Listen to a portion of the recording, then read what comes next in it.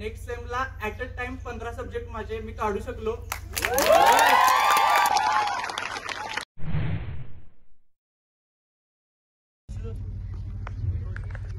Hello everyone, स्वातंत्र्य दिनाच्या सगळ्यांना हार्दिक हार्दिक शुभेच्छा.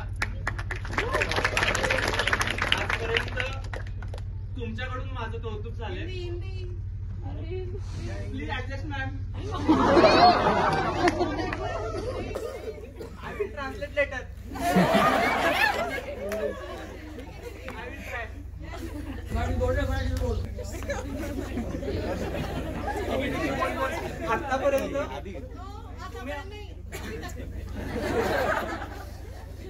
आतापर्यंत तुम्ही आमचं कौतुक केलंय, पण आज मी तुमच्या सर्वांसाठी बोलायसाठी इथं उभा आहे.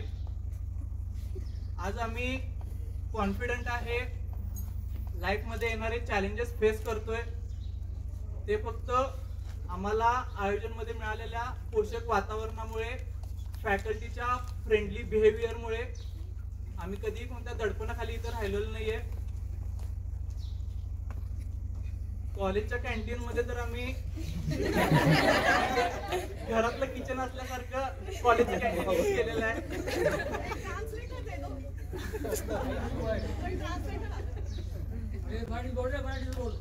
कॉलेज मधले इव्हेंट्स असतील, प्रोजेक्ट्स असतील, यामध्ये फॅकल्टीने आम्हाला कायम डिसिजन घ्यायची पॉवर दिलेली आहे. तर घेतलेल्या डिसिजनची जबाबदारी घ्यायला शिकवलेलं आहे. आणि वेल एक्सपिरियन्स्ड फॅकल्टी असल्यामुळे अकॅडमिक्स बरोबरच प्रॅक्टिकल नॉलेज देखील आम्हाला मिळालं. मी थर्ड इयरला असताना सर लॉकडाऊन होता त्यावेळी, आणि आम्ही सगळे घरी आपण सगळे घरी होतो. आमचे जॉईंट फॅमिली असल्यामुळे ऍट अ टाइम 5 लोक कोविड पॉझिटिव्ह होते. त्या सेमला माझे 5 ते 6 सब्जेक्ट राहिलेले. पण नंतर कॉलेज चालू झालं. आमचे HOD सर सगळे फॅकल्टीने मला एकत्र बसवलं आणि सांगितलं की मयुरेश हे होते, आपल्याला हे करायचं आहे. मित्रांनी मोटिवेट केलं. नेक्स्ट सेमला ऍट अ टाइम 15 सब्जेक्ट माझे मी काढू शकलो.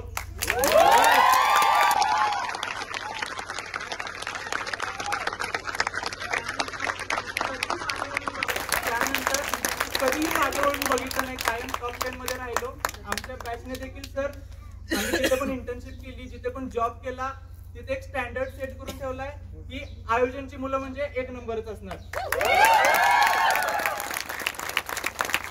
आणि आज जे आम्हाला इथं डिग्री मिळते, आम्ही आर्किटेक्ट होतोय, हे आमचं इंडिव्हिज्युअल श्रेय नाहीये.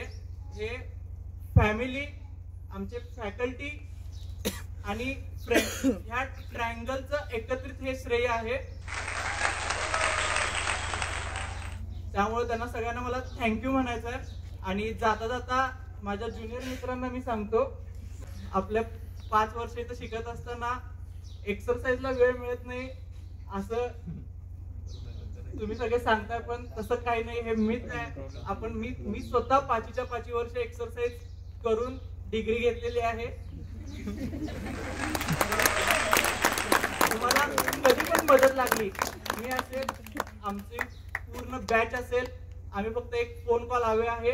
त्यामुळे आम्हाला कधीही सांगा. Thank you everyone.